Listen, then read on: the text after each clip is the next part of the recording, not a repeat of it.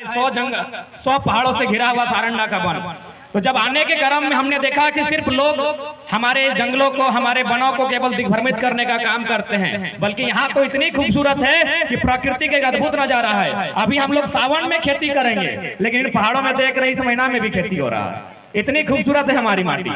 और लोग क्या करते हैं, हमारे बारे में, हमारी माटी के बारे में, हमारे जंगल वनों के बारे में दिग्भ्रमित करने का काम करते हैं।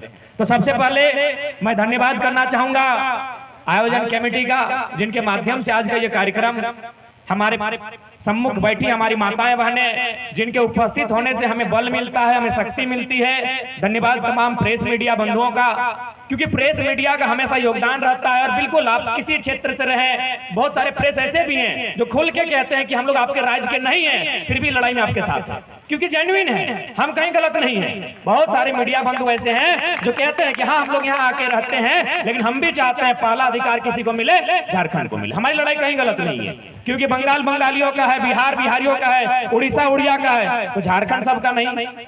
विशेष धन्यवाद देंगे यहाँ के स्थानीय थाना प्रभारी महोदय, उनके जितने जवान आए हैं पुलिस के, उनको भी धन्यवाद देंगे। उन्होंने हमेशा जब से ये आंदोलन स्टार्ट हुआ है, चाहे मानव श्रृंखला में 4 लाख की भीड़ रहे या फिर हमारी सभाएं रहे, हमेशा उन्होंने सहयोग किया है। और बिल्कुल सब जानते हैं कि झारखंडी कभी गलत आंदोलन नहीं करता है, चाहे तीर कमान लेकर ढाल विद्रोह हो, चुहाड़ विद्रोह हो, भूमिज विद्रोह हो या हो विद्रोह, झारखंडी तभी विद्रोह करता है जब यहाँ की माटी पर संकट आता है। तो सबसे पहले इटा समझे है, तो सबसे पहले तो इटा बुझे है तो कि आज आंदोलन की आवश्यकता जरूरत का है। भाषा बुझा ना, बात बुझा तो इन सब। तो सबसे पहले भाषा तो बुझबे कर रहा, भाषा तो बुझबे कर रहा। अब एटो बुझे तो कि आंदोलन का है कि ना लड़बा तो नुकसान की बेहतर, और लड़बे तो आने वाला पीढ़ी के फायदा की बेहतर, है ना। हटो बुझे ऐसा थोड़ी है कि मैंने सभा क्यों कर ले, तोहनी के डाक लो और तोहनी आई गए ना, पहले समझे। तो बिना समझल कोई लड़ाई नहीं। हमनी भाषा में को कहावत भी है कि बुझल बात बाजिए, बाझल बात बुझे मौका नहीं मिलता। ये हम लोग के धनबाद बोकारो में बोला जाता है कि पहले बूझ ले फिर बाज नहीं हो, जहां बाजना हो, बाझल बात बुझे के चेष्टा नहीं करिए। तो उसी प्रकार समझिए कि आंदोलन सही है कि नहीं है। अपने आसपास के लोगों से पूछिए कि ये आंदोलन जो लोग कर रहे हैं, पढ़ने वाला बच्चा लोग कर रहा है, क्या सही है कि नहीं। सही इसीलिए है, ये आंदोलन सही इसीलिए है कि भाई पढ़ने वाला लड़का लोग कर रहा है। कोई नेता करता तो आप गलत कह सकते थे, ये आंदोलन पढ़ने वाले स्टूडेंट लोग कर रहे हैं, इसीलिए आंदोलन 100% सही है। ये लड़ाई हक अधिकार की है, ये लड़ाई आने वाले भविष्य की है। आज जहां हम लोग खड़े हैं, यह क्षेत्र, इसको भी किला के बारे में हमने किताब में पढ़ लिया, हमने किताब में पढ़ लिया। नोवा मुंडी चिड़िया कि यहाँ मतलब एशिया में सबसे ज्यादा लोह अयस्क यहाँ पाया जाए। लोहा इसका समझे करा, यानी लोहा के पाउडर सबसे ज्यादा प्रचुर मात्रा में यहाँ लोहा के पाउडर पायल जाए। लेकिन यहाँ के लोग के नियोजन नहीं, यहाँ के लोग के नियोजन नहीं। उन नियोजन के लाभ, उन नियोजन के अवसर का ग्राम मिला है अन्य राज्य, जो हमने के सीमावर्ती राज्य है, इधर बंगाल है, इधर उड़ीसा है, इधर छत्तीसगढ़, इधर बिहार, इधर यूपी। पहला बात, जब जमीन हमार गेला हो, जब जमीन हमार गेला हो, खेत हमार डूबल हो, तो पहले नौकरी, पहले नियोजन हमनी के होना चाहिए। लेकिन आज झारखंड में सबसे ज्यादा अगर अन्याय कहीं है, पूरे भारत में आप घूम के आइए, कहीं अगर सबसे ज्यादा अन्याय है तो झारखंड में। झारखंड से बढ़ के अन्याय कहीं नहीं है।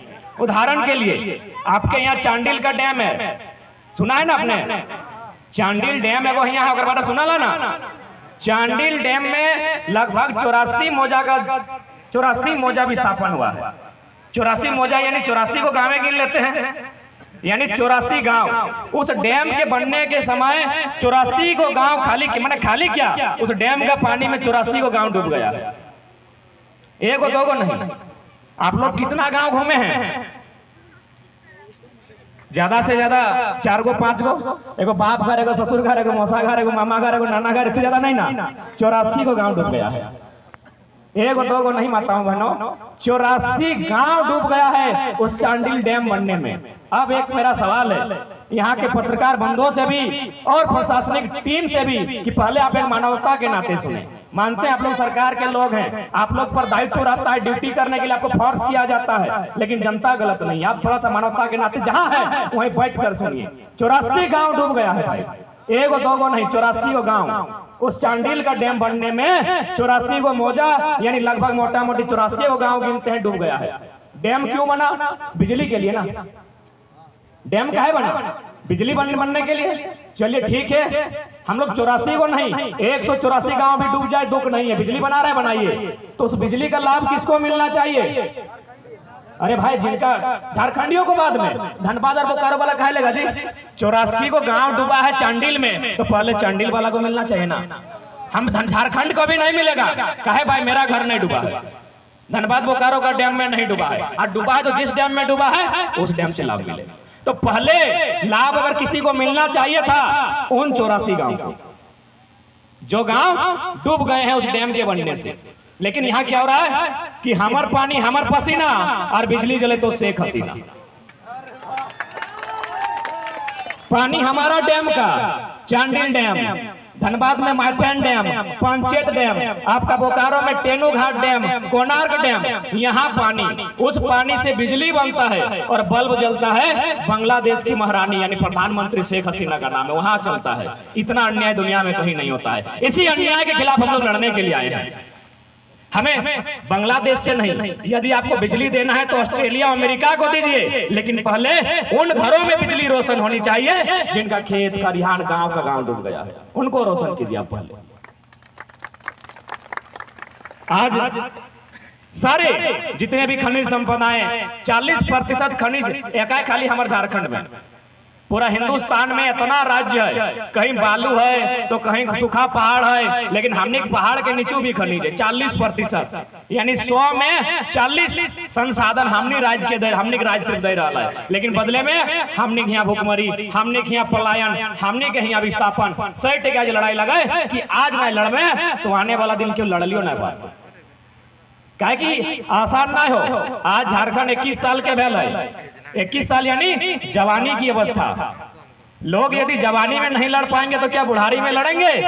नहीं लड़ेंगे। इसलिए आज हर समाज को लोग दिग्भ्रमित करेंगे कि ये फलना जाति का आंदोलन है, ये चिल्ला का आंदोलन है। जी नहीं, ये खतियानी का आंदोलन है और सिर्फ खतियानी आंदोलन है। आज सबसे ज्यादा कोयला का खनन कहाँ होता है आप लोग जानते हैं? धनबाद में सबसे ज्यादा, माने झारखंड में सबसे ज्यादा कोयला का खनन किया जाता है धनबाद में, लेकिन उसका हेडक्वार्टर कहाँ है पता है? कलकत्ता। जमीन बर्बाद होगा धनबाद का, कोयला का धुआं खाएगा धनबाद का लोग, धुआं खा के बीमार होगा धनबाद का लोग, और उसका हेडक्वार्टर है कलकत्ता। इतना बेईमानी पूरा दुनिया में कहीं नहीं है। आपका यहाँ बगल में जादूगोड़ा है, सुने हैं ना? जादूगोड़ा में पूरे एशिया में सबसे ज्यादा यूरेनियम उत्पादन किया जाता है, सही है ना? जादूगोड़ा में पूरे एशिया में सबसे ज्यादा यूरेनियम उत्पादन किया जाता है। चलिए ये भी ठीक है, यदि यूरेनियम मिलता है हमारी जमीन में, उसका निर्माण किया जाए, उससे विकास किया जाए, लेकिन विकास उसका हो जिस जमीन पे यूरेनियम पाया जाता है। लेकिन वहां भी क्या होता है? झारखंड का यूरेनियम, जादूगोड़ा का यूरेनियम, उसको लेके कहां जाया जाता है? हैदराबाद, फिल्टर करने के लिए। फिल्टर बुझा तो नहीं, माँ काकी जेठी सब जल्दी बुझ में पानी छाके ना, चाय छाके, चाय बनाने के बाद हमने चाय छाक के पिया ना, तो छाक के झंडा पिए हैं उठा भाई लोग फिल्टर के बाद, अरे वो कचरा ऊपर, तो सही यार यूरेनियम के फिल्टर करे खातिर ले जाओ हैदराबाद। चल है तो ठीक है कि चल भाई हमने यहाँ फिल्टर करे के साधन ना है, एक फिल्टर हैदराबाद में है, वहीं फिल्टर होना चाहिए कि झारखंड में साधन नहीं है, यहाँ भी मांगते हैं। तो भाई फिल्टर होने के बाद जो कचरा बचता है उसको कहाँ डंपिंग करना चाहिए? जहाँ फिल्टर हुआ है। ऐसा होता है क्या कि हम लोग चाय को छांटने के बाद अलग घर में चाय पत्ती तो फेंकते हैं और चाय अलग घर का आदमी पीता है? नहीं ना, जिस घर में चाय बनता है जो चाय पीता है चाय पत्ती भी उसी के घर में फेंका जाता है ना। लेकिन यहाँ फिर उल्टा और फिर बेईमानी, हैदराबाद में यूरेनियम को फिल्टर करके वो कचरा फिर वापस झारखंड भेजा जाता है। सोचिए झारखंड के लोगों का क्या मन है, इन लोग कितना गुलामी ला के रख दिया है, क्या मानसिकता है हमारे लोगों की।